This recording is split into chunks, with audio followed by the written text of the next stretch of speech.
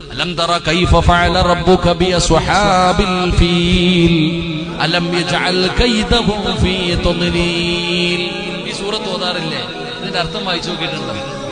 ഇതിന്റെ അർത്ഥം നിങ്ങൾ ആരെങ്കിലും വായിച്ചു നോക്കിയിട്ടുണ്ടോ? ലോകത്തിലെ ഏറ്റവും വലിയ ജീവിയായ ആനയെന്ന് പറയുന്ന മൃഗവുമായിട്ട് അബ്രഹത്ത് എന്ന് പറയുന്ന ഭരണാധികാരി മക്കത്തുള്ള കഅബാലയം പൊളിക്കാൻ വന്നു. കാരണം മക്കക്കാരുടെ കയ്യിൽ ആനയില്ല. ആന എന്ന് പറയുന്ന ജീവിയുമായി അബ്രഹത്ത് എന്ന് പറയുന്ന ഭരണാധികാരി അള്ളാഹുടെ കഅബാലയം പൊളിക്കാൻ വന്നപ്പോ അള്ളാഹ് എന്താ ചെയ്തേ? ആ ചെറിയ കിളിയുണ്ടല്ലോ, കുരുവി, ആ ചെറിയ കിളി, ആ കിളിയെ കൊണ്ട് അല്ലാഹു സുബ്ഹാനഹു വ തആല ആ അബ്രഹത്തിന്റെ ആനപ്പടയെ തകർത്ത് കളഞ്ഞില്ലേ?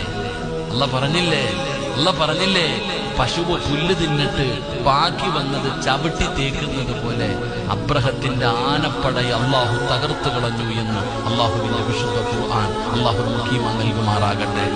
ഭൂരിപക്ഷത്തിലൊന്നൊരു കാര്യമില്ല ചങ്ങാതി. അള്ളാഹ് എപ്പോഴാണെന്നറിയില്ല, അള്ളാഹുടെ സഹായം എങ്ങനെയാ വരുന്നതെന്നറിയില്ല.